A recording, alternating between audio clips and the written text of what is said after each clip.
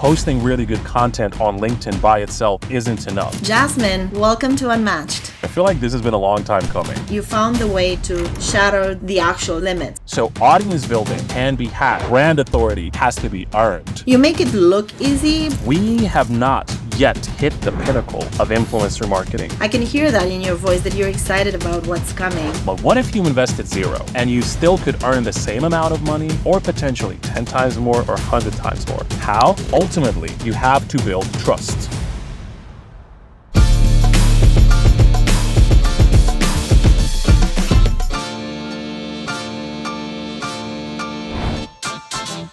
Jasmin, welcome to Unmatched. Thank you, Oana. I'm really happy to be here. I feel like this has been a long time coming. I don't know about the listeners, but yeah, between you and me, we've had a bit of a back and forth, and I'm glad we're finally here, honestly. I'm really excited to hear a different perspective on copywriting today, so we'll get into that in a second. But before we get into that, I'd love to hear from you who you are and what you do. Okay, well, hello world. My name is Jasmin. Everyone knows me as Jay. I'm a copywriter and a brand strategist, and as of the last 19 months, I am one of the top LinkedIn creators in the world, meaning I just publish content regularly and people love it. I help others grow their brands, grow their businesses. And for the most part, I love it. And for the least part, I actually find it really challenging every single day. But we can get into those steps afterwards in the show. I know there's a lot of challenges, kind of behind of everything that you do. You make it look easy, but I know that it is not easy. And before we get into that, I want to go a little bit deeper into maybe quickly your story, where you're from and how you got to do what you're doing today. And especially what I'm interested in is why you're doing what you're doing today. Awesome. By the way, I love the question. Thank you for that. Well, I'm from Bosnia originally. I'm a Bosnian born and bred. Right now, I'm currently in Bosnia. Even though I'm on the road always, I do what I do because ever since I was younger, I was into languages first and foremost. And then I was a teacher, and then I got into writing. So I've naturally combined all of those when I found out about this beautiful world of marketing and copywriting. And the reason why I do it is honestly because I've always just been so creative. And I had to let my creativity shine somewhere. The first step of that was actually through music. I used to be a rapper. I had a 5-year-long career, 6 albums, Warner Brother deal, MTV, X Factor, all that, because I was all over the place. It was a really good career. But then I stopped doing that for personal reasons. And when I got into the online world, I was thinking of what to do. Like what sort of job to pick in the marketing world. And when I came across copywriting, like social media management and branding and thinking of websites and taglines, I was like, wait a second, I already know how to do all these things. Because it occurred to me, I did it for myself for 5 years. And then I just naturally transcended into freelancing platforms like Upwork, really successful there. And then from Upwork, I moved to, word of mouth, built my own agency, built my own team. And I think in the last 5 years, it's just been a very steady growth journey to the point where I haven't sent a single outbound message, to the point where I haven't looked for jobs or opportunities. And yeah, we're just teaching people now. We're helping others grow exponentially, and everything is just coming back tenfold, I would say. Honestly, it's a beautiful journey. I'd say it's a moment of coming home for me because I started on this creative path not knowing where it's going to take me. Then I thought I figured it all out. And now, literally today, Oana, as I'm sitting here, I have no clue where it's going to take me again because everything is just growing so fast. And I couldn't be happier. That's amazing. And that's very, very exciting to hear. I can hear that in your voice that you're excited about what's coming. And so before I hear all about that, I am a fan of going back to the beginning and understanding those first steps.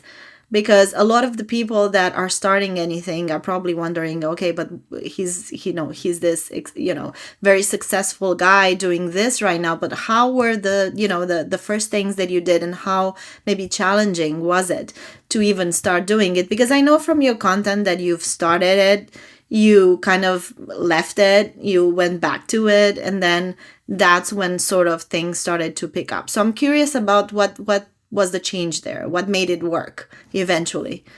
So when it comes to my LinkedIn and the success I've had there, I was on LinkedIn for years, since like 2015 or 2016.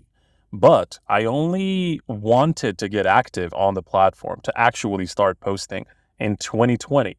But I did it for like 5 days, and then I quit for the entire year. I had like 0 likes on my post, and I was like, this is not it. I was discouraged. And then next year, I gave myself the same New Year's resolution, that sort of goal. I did it for 5 weeks. Same thing happened. 0 likes, like 5 or 10 likes, maybe, like in total on all of those posts. I wasn't satisfied. I was discouraged. And then I stopped. But then what's changed in 2022, which was last year, January 1st, I told myself, if you do the same thing all over again, you're going to be at the same exact spot after a few weeks or after a few months. So I gave myself an even bigger challenge. I'm one of those people who, if I have to do something again, I don't take the easier route. I actually take the harder route, just because it's going to force me to try that much harder. And what I've done is I told myself, you're not going to just be posting content. You're also going to be heavily commenting and investing your time into supporting others. So instead of having this one-dimensional connection with your audience, which is just you writing something and you posting something and praying for the best, no, you're also going to be doing much more on other people's profiles. You're going to be going out there actively searching for really good content, commenting on those people's content, actively engaging in conversations, actively sending people DMs. And then the content part, you're posting, that's going to be last, dead last on that list. And when I did that, everything started to change. I figured that, what's that saying? Can't bring the mountain to Muhammad, right?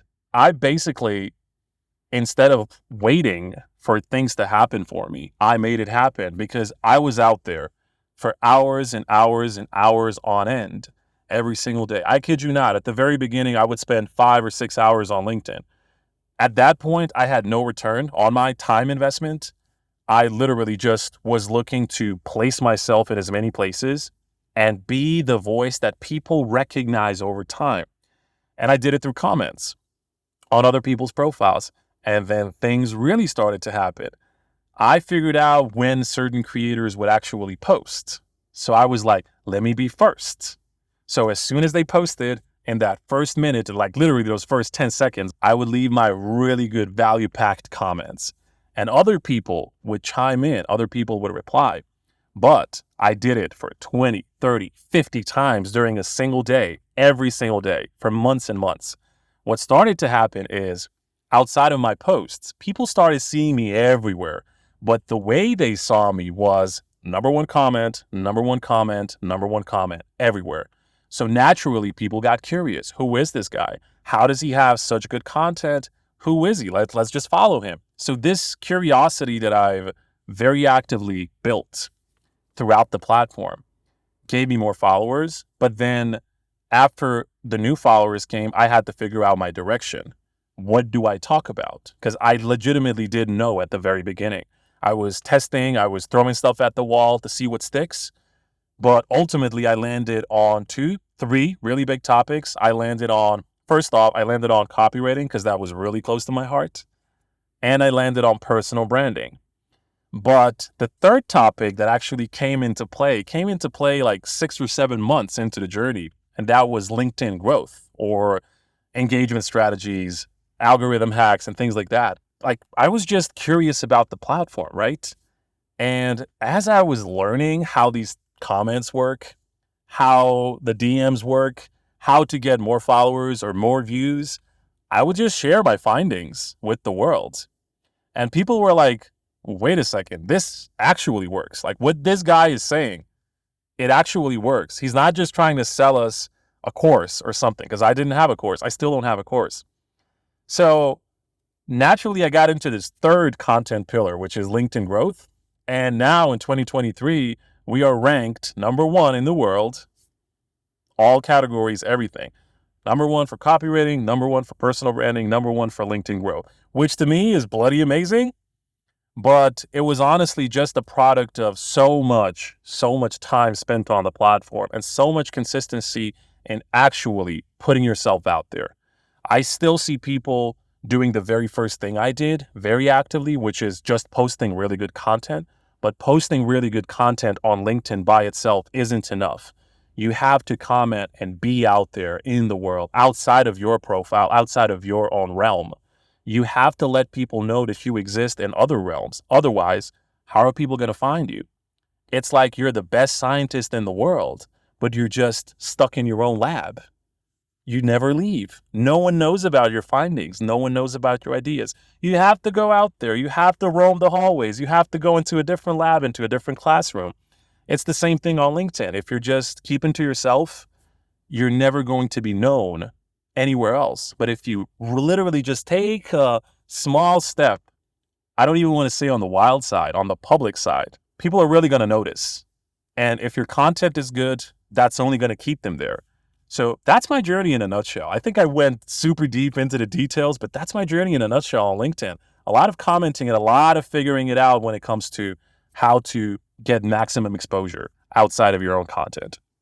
I love it, and I am so impressed by how much effort and resilience you've put into it, because I've followed you for quite some time, so I'm familiar with the whole story that you always talk about. So especially, I have to say, I'm very proud to hear that coming from someone from Eastern Europe like myself, that is like is kind of like shattering the barriers that somehow we have in Eastern Europe many times, and we hear those things over and over again, and somehow those things sort of become things that we even believe ourselves, and you found the way to shatter those limits, right? And to just make it work for you. So congrats.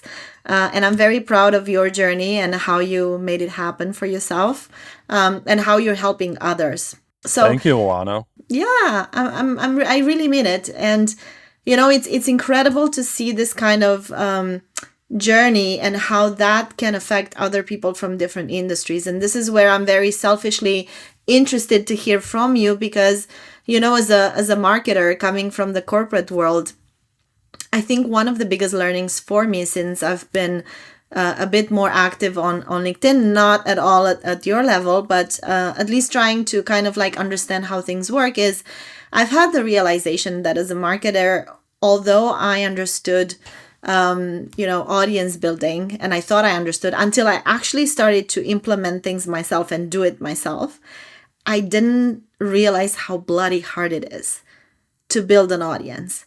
So what I would love to hear from you, and I think a lot of the listeners of this podcast, other marketers like me will benefit a lot to hear from you, is how you look at building your audience and what is important for you, and what do you do to nurture that audience? I love the question, just because anything audience building, anything brand authority is just something I could talk for days. I would, if you don't mind, I would flip that question so that it focuses more on brand authority more so than audience building. And here's why. When you're just building an audience, you can hack that. There's this thing called growth hacking for a reason. There's ways you can write super viral posts. If you analyze the algorithm, if you analyze certain trends and what sort of topics people talk about, for example, AI, right? Like in late November, early December, that was like the big thing, ChatGPT and all that. And there were a lot of people who just jumped on that train, and you could post how do I put this so I don't insult anyone? I don't want to say the stupidest content out there, but I want to say the simplest, most basic, most generic piece of information out there. If you just use those magical words, ChatGPT, AI, you would have a viral post, no doubt. People were getting 50,000 followers per month, which was crazy. But the thing that was missing was brand authority. What happened was, you were a marketer.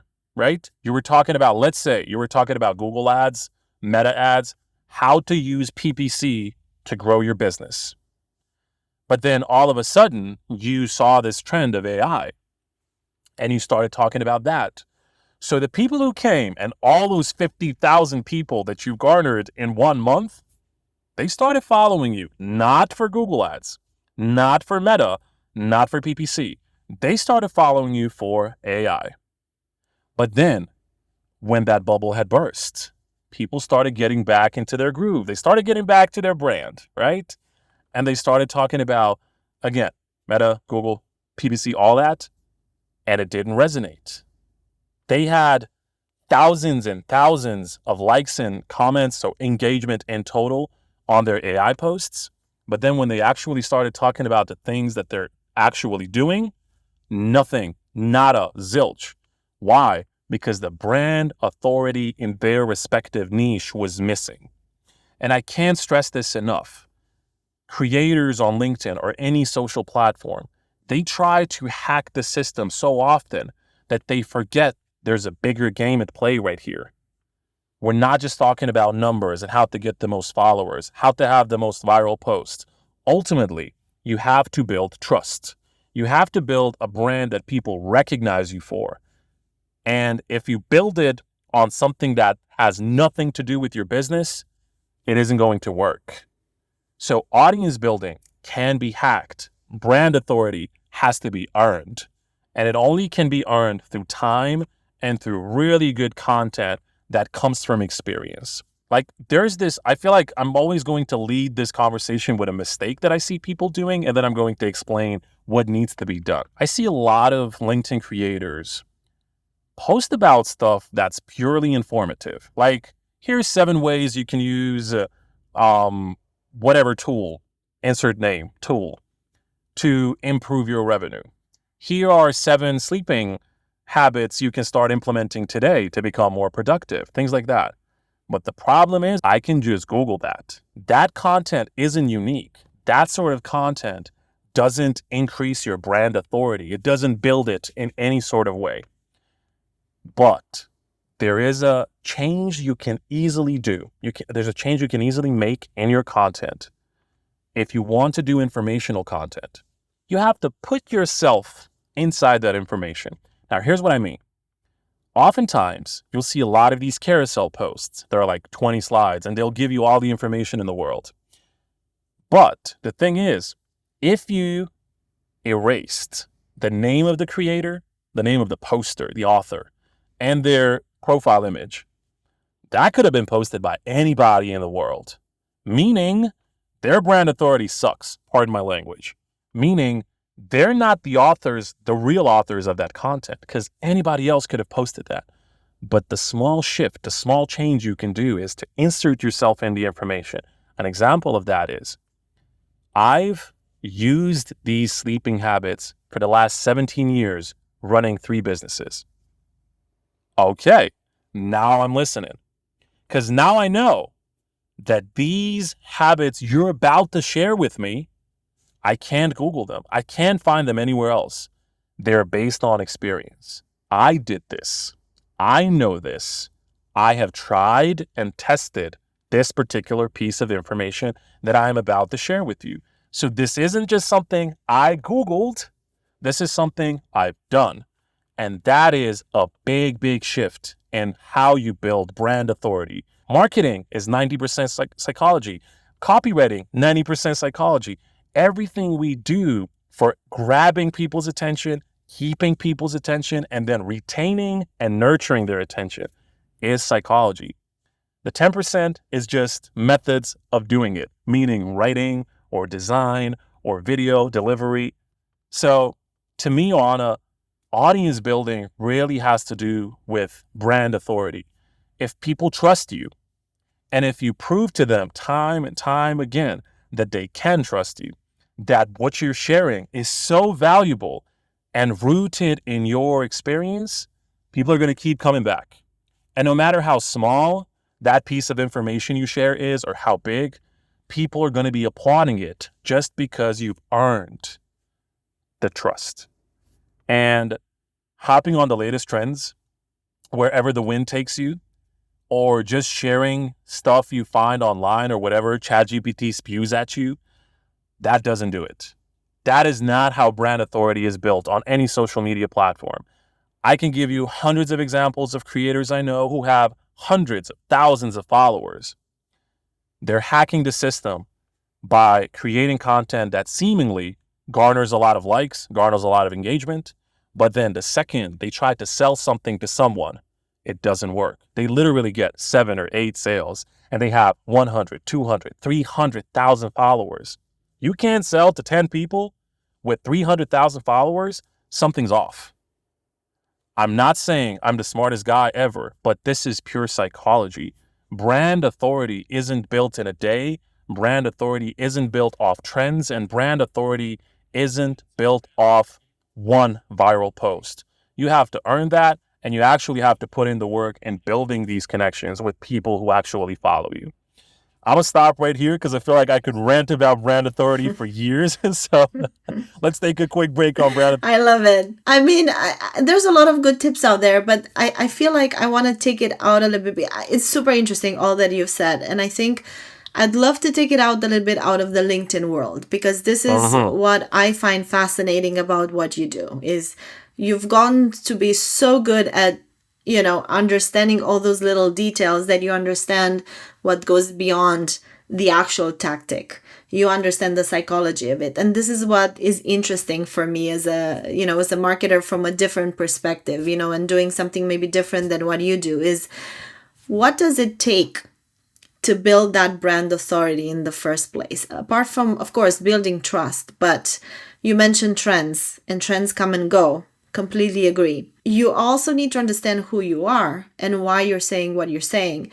But the biggest learning for me in the last 2 years that I've been a little bit more active and, here and there posting once in a while is, it's not so much, because I'll be honest, I started like talking about the things that I was interested in, that I found interesting, that I wanted to share. And then at one point I realized, wait, it's not about me. It's not about what I want. It's about what the audience wants to hear from me. And that's what I figured was the most difficult task to understand is, okay, I know who I am and what I can offer, but how do I know what the audience expects from me? So I'm very interested of how that journey for you was in figuring out of all the things that you could have talked about, how do you give the audience what they actually want or expect from you and give them the biggest value? Funny you should ask, Oana, because I became the villain that I always hated. I kid you not. Like, just to step back into the LinkedIn world, for example, I never, ever liked any LinkedIn guru, any LinkedIn coach, any LinkedIn strategist. Don't say that. No, I'm dead serious. And I've said this on other occasions. I say this out of love. What happened was, any tip they threw at me, it didn't work, just because it was so specific to my particular situation. I knew I had to figure it out for myself, because you have 3 people, and for example, just regarding commenting on LinkedIn, they'll give you 3 different strategies. Comment 50 times per day, or no, just find 20 creators and just comment on their posts. And the others will tell you, commenting is not important. Better talk about the trending topics.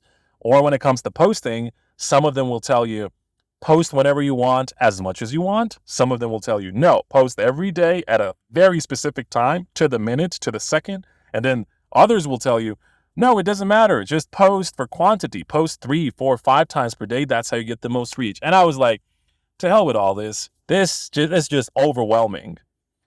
And then when I started actually sharing what I found worked, people became so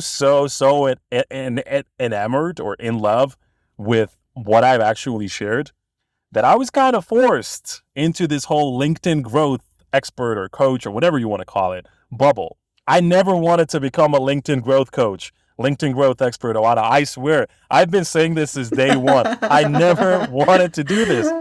The funniest thing is, this is now the biggest part of my business today in 2023. I have a LinkedIn coaching program for creators. I work with some of the biggest creators on the platform. I coach them how to write better, how to build their offer, and how to monetize. I never wanted to do this. I really legitimately never wanted to do this. But the part that I know people want to know is always, how do you figure it out? And my big question that I always ask other people is, what is something, if you and I were to go out on dinner right now, what is something you could talk to me about for 2 hours? For the next 2 hours, we pick one topic. What is that topic you and I could dissect for the next 2 hours? And then people would talk about food. They would talk about basketball. They would talk about their families, their kids, sons and daughters. I'm like, no, I'm talking about business topics, stuff that you could actually sell and charge for tomorrow. After our dinner is over, what is something you could charge me for immediately? What is that thing? Huh? And then people have their light bulb moment. They say, oh, well, I'm very well versed in Facebook ads and Google ads and Twitter ads. And then I ask them, okay, yes, but which of those are you the best at? Because you can't be equally as good at Facebook ads and then Twitter ads and then LinkedIn ads. You have to pick a place where you're the strongest at. And then you typically get the answer, oh, well, that's easy. I'm the strongest in Sales Navigator. I'm the strongest in LinkedIn ads. And then I'm like, that's what you talk about. Can you talk about it a lot? Well, sure. Do you know a lot about that topic? Well, sure. Do you know the ins and outs of the Sales platform, Sales Navigator platform? Do you know the ins and outs of LinkedIn ads? Yes, I do. That's the niche you start with because you're the ultimate expert in that arena. Because if I show competence and if I show a unique angle of explaining my knowledge to other people, they're going to love it. There's just no chance they don't love it. This has been my experience. I don't have to be right, but this has always been my experience with every single person I've worked with.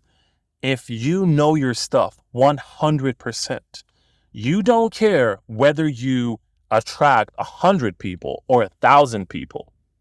You want to attract the best audience possible. And by best audience possible, I mean people who actually trust you enough to buy from you.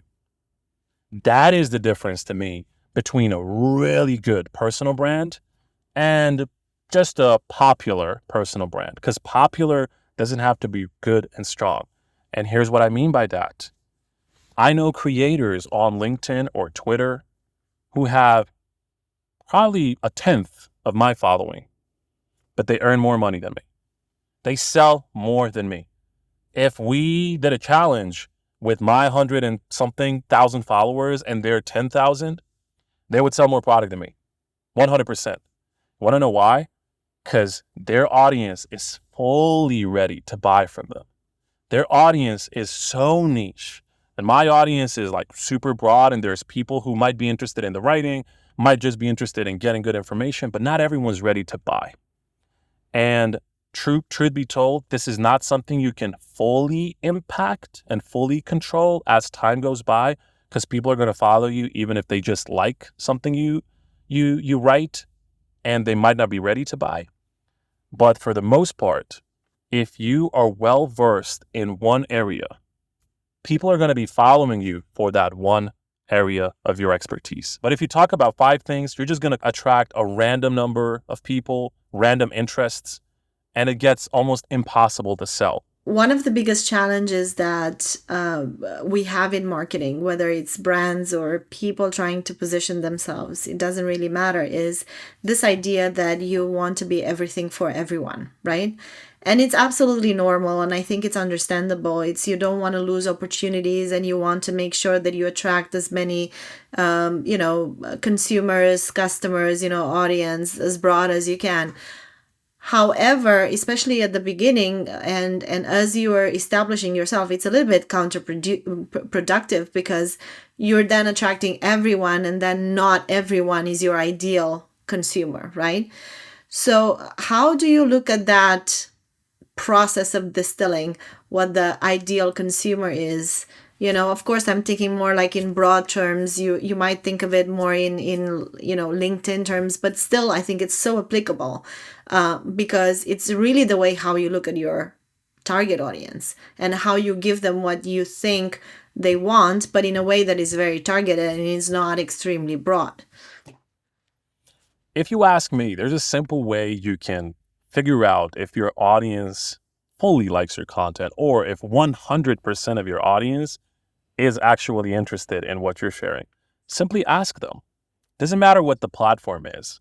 Doesn't matter if it's LinkedIn, if it's Twitter, if it's Instagram.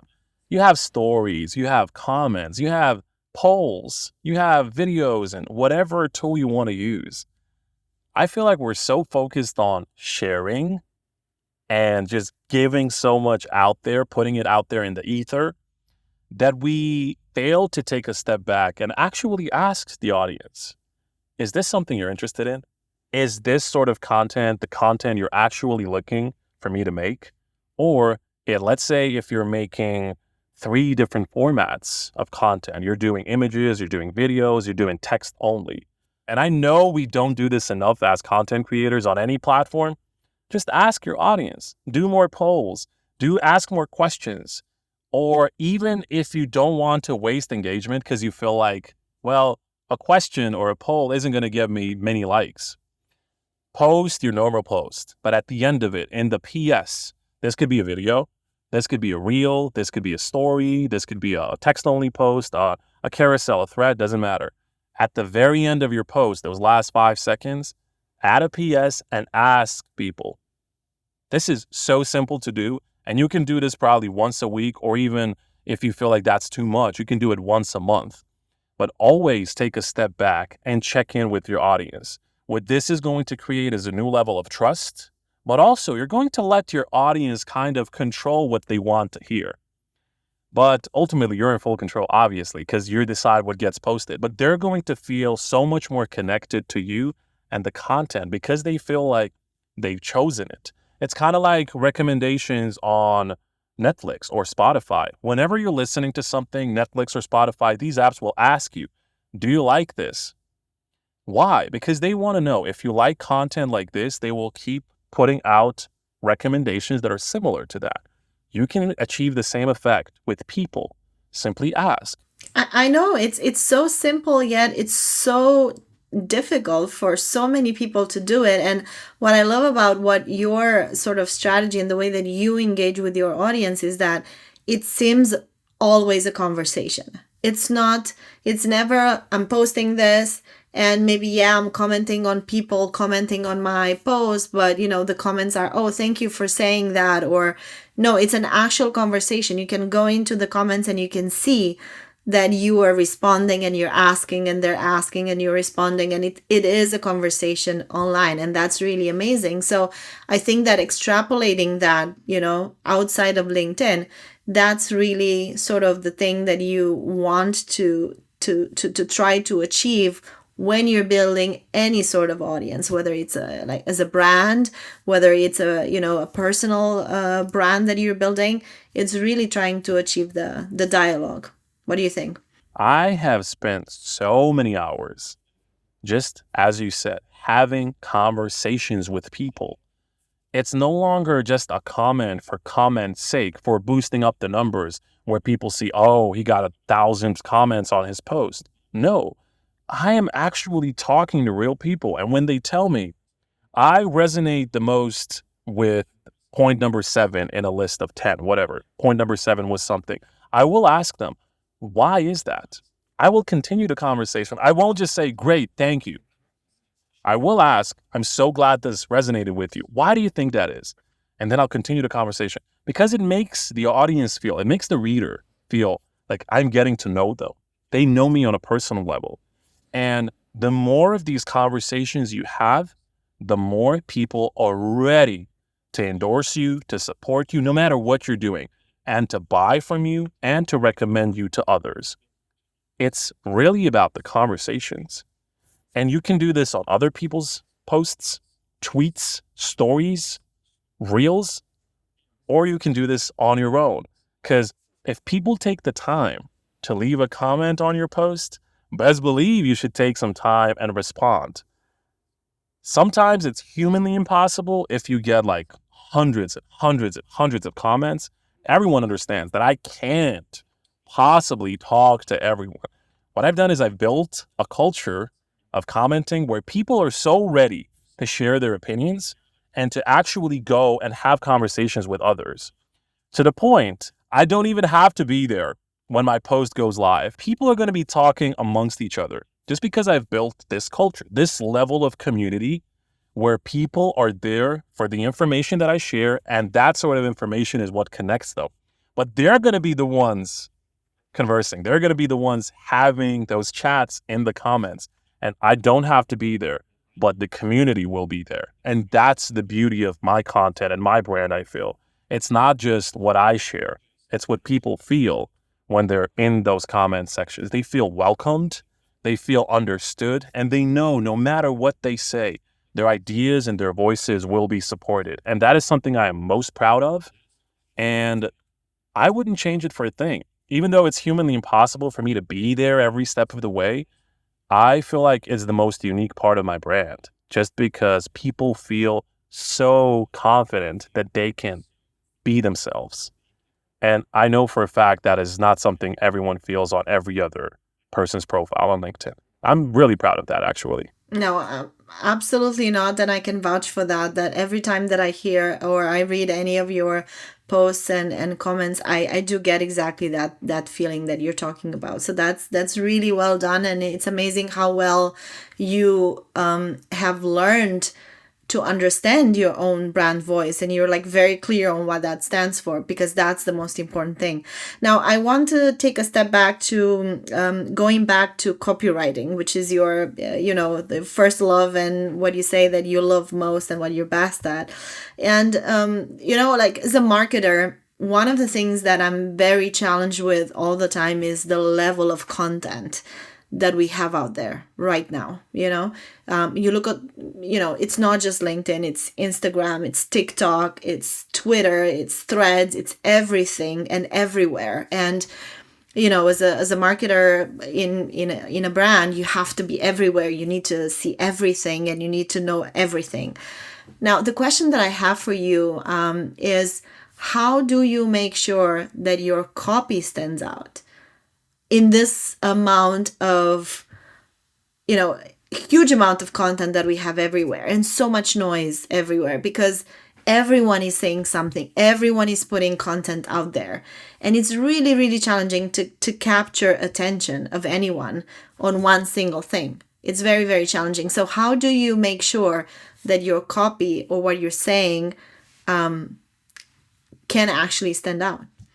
So, in today's world where we have so much content out there, and I'm talking every social media platform, there's just so much content, right?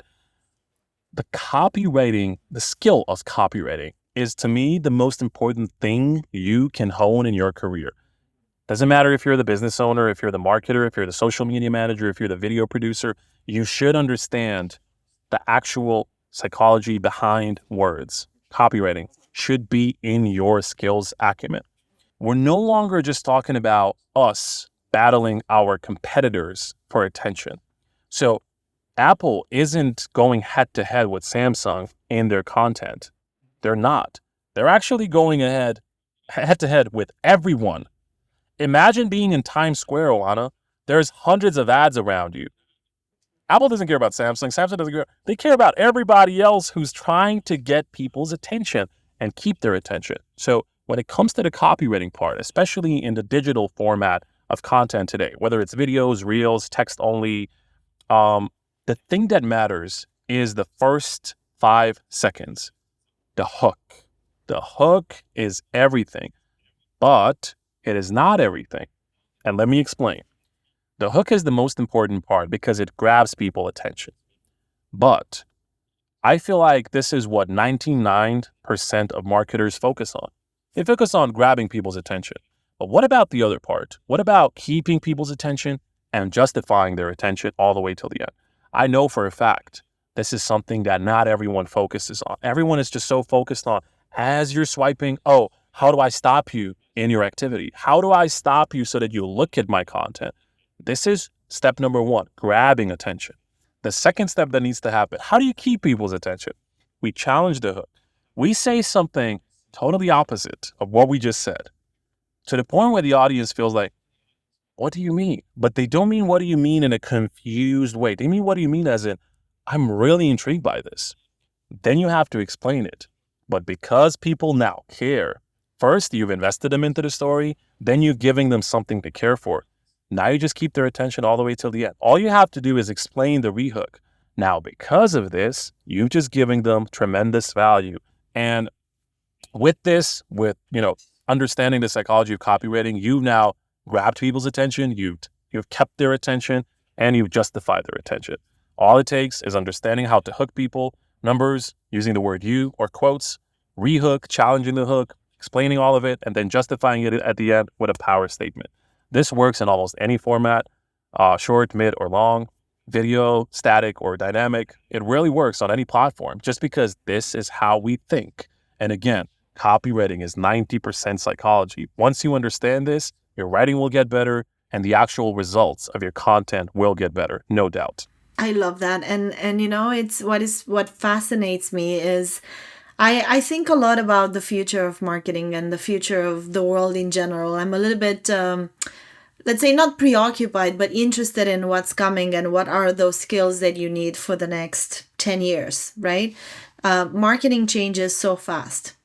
And every day there's something new. There's really not a lot of ways that you can keep up with everything. As a one person, you might be great at Instagram, but you're not going to be exactly the same level of great on LinkedIn or TikTok.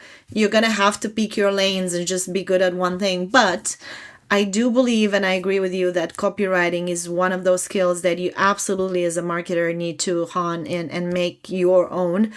Probably close to public speaking so that you are ready for what's coming, because a lot of what's coming, and here's what I'm interested to hear from you when you look a little bit, into the next 2 to 3 years, let's not even go 5 years or 10 years, because it's so crazy how things happen and change so fast in marketing, is you have to have somehow a mix of skills that allow you to be versatile and to adapt to different things that are coming our way.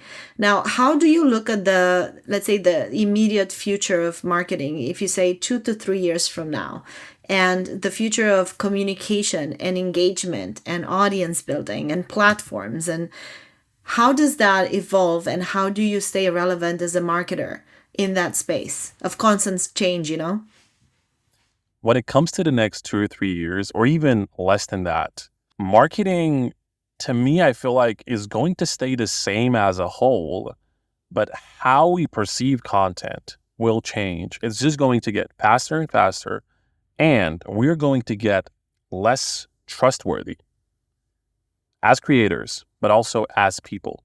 And here's what I mean by that. AI is taking over. There's so much information out there to the point where you can't even make out real information from the fake information. So personal branding, I feel like this has been the talk of town for the last 5 years. But personal branding is going to be the key moving forward for every single business. We have not yet hit the pinnacle of influencer marketing, not even close. We have not yet hit the pinnacle of our disdain and hate for ads. It's just going to get worse and worse. People don't trust ads as much anymore. What people do trust is other people who have proven their value. You've just seen the news that Cisco is putting into place a program, an influencer training program for all of their staff. I'm talking tens of thousands of employees.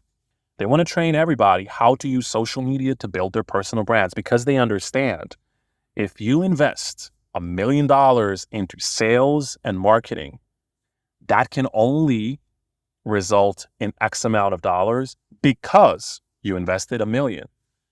But what if you invested $0 and you still could earn the same amount of money, or potentially 10 times more or 100 times more? How? Through the power of your own employees using their personal brands and sharing content. Every employee all of a sudden becomes a salesperson. They become a spokesperson for the brand. You don't have to do selling. People are going to be associating your brand to the people that actually work for you. The cost per click, the cost per conversion is so high. Why are you paying for this? Why are you not doing it for free? You could be doing it for free. All you have to do is involve your employees into the process. It takes days to see the results. Instead of paying millions, especially if you're a super large corporation, instead of paying millions in ad budgets, you could be cutting that down all the way, potentially all the way to zero. All you have to do is turn your employees into personal brands so that they become the sales team, the most utopian, what's the correct phrase? The most ideal sales team anyone could ever ask for. The platform is free to use. Content is free to publish. Engaging with others, getting your reach to the highest level possible, it's free. So if you simply involve your employees and build personal brands, your marketing is going to take off to such a new level, to brand new heights. And in the broad scheme, in the grand scheme of marketing, personal brands are the future. I think we haven't reached the pinnacle of personal branding, of influencer marketing. People are starting to trust ads less and less. We're starting to see so much AI generated content. We need more authenticity. We need more real people. This is the future of selling online. This is the future of marketing. We've been talking about this, but never at this level. The risks and the downside has never been greater, but also the upside has never been greater and less cheaper. So that's my message to everybody when it comes to the future of marketing. The other question that sort of comes from this piece is authenticity. And I know this is such a buzzword, and I know that everyone is talking about being authentic, and this is such a must.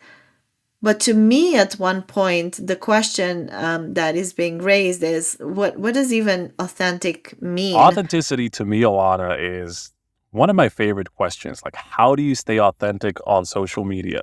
I keep telling people, it is the easiest thing in the world. We have just made it so complicated by trying to be somebody we're not. We try to be perfect. We try to sound so professional. We try to sound literally like somebody we don't sound like in our everyday lives. We are to blame. We always want to show up as our perfect self on social media.